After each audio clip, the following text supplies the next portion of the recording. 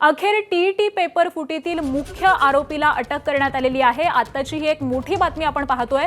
बिजेंद्र कुमार गुप्ताला बिहारमधून अटक करण्यात आलेली आहे। भिवंडी पोलिसांनी गुप्ताला अटक करून पुणे एअरपोर्टला आणलेला आहे आणि पुणे एअरपोर्टवरून अगदी थोड्याच वेळामध्ये आरोपीला भिवंडीला देखील घेऊन येणार आहेत अशी माहिती कळतीये। एबीपी माझाला विश्वसनीय सूत्रांनी ही माहिती दिलेली आहे। भिवंडी झोन 2 कार्यालयामध्ये आरोपीला घेऊन येतील अशी देखील माहिती कळतीये।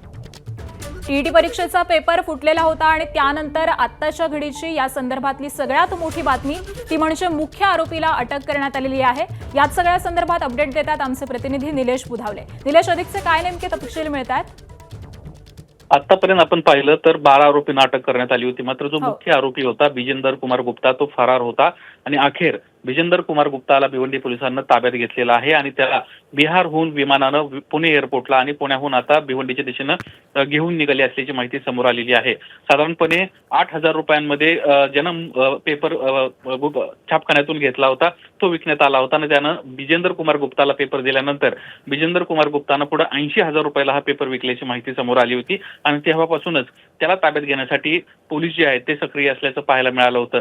तब्बल 6 लाख शिक्षक उमेदवारांचं भवितव्य या सगळ्या परीक्षेमुळे अंधारात आलं होतं, कारण ऐन वेळेला पेपर फुटल्यानंतर पेपर रद्द करण्यात आला आणि त्यानंतर शिक्षकांमध्ये नाराजी पाहायला मिळाली होती।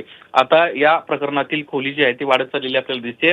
12 आरोपींना अटक केल्यानंतर आता जो मुख्य सूत्रधार आहे त्याला पोलिसांना ताब्यात घेतलेला आहे आणि त्याला अटक करून आता भिवंडीच्या दिशेने घेऊन चाललेले आहेत।